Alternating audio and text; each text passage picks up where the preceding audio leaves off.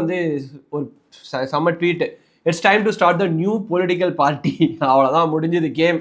Political party அப்படின்னோடனே அதுக்கும் அவர் அசர்றது கிடையாது. டொனால்ட் ட்ரம்ப்பு இந்த மாதிரி நான் பொலிட்டிக்கல் பார்ட்டி தனியாக ஸ்டார்ட் பண்ண போகிறேன்.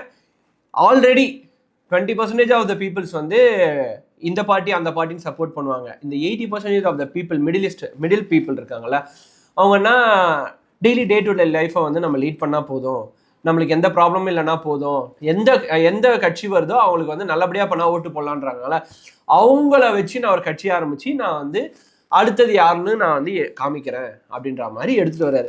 ஸோ இது எல்லாத்துக்குமே மெயின் ரீசன் என்ன அப்படின்னு பார்த்தீங்கன்னா, பிரசிடென்ட் எலெக்ஷன் முடிஞ்சிடுச்சு. இப்போ அந்தந்த ஊருக்கான கவர்னர் எலெக்ஷன், லைக் இப்போ நம்ம ஊரில் வந்து எம்எல்ஏ, அது கீழே மேயர், அது கீழே வந்து பஞ்சாயத்து, இதெல்லாம் இருக்குல்ல, அந்த மாதிரி வந்து அந்த ஊரில் வந்து கவர்னர் எலெக்ஷன்ஸ் வந்து வரப்போகுது. ஸோ இதுக்கான ஸ்ட்ராட்டஜியாக வந்து இந்த பர்டிகுலர் ஒன் பிக் பியூட்டிஃபுல் பில்லை வந்து ட்ரம்ப் எடுத்தாரு. பட் இது ரொம்ப ரொம்ப தப்புன்னு சொல்லி மஸ்க் வந்து ரொம்ப ஸ்ட்ராங்காக இருக்காரு. ஸோ ஃபர்தராக இது எங்கே போகுது அப்படின்ற மாதிரி தெரியல. ஆஸ் ஆஃப் நோ இந்த பிரச்சனை இங்கே தான் இருக்கு.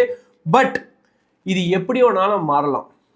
மஸ்க் வந்து புதிய கட்சி ஆரம்பிக்கலாம், ட்ரம்ப் வந்து ரொம்ப ஸ்ட்ராங்காக அகைன்ஸ்டாக நிற்கலாம்.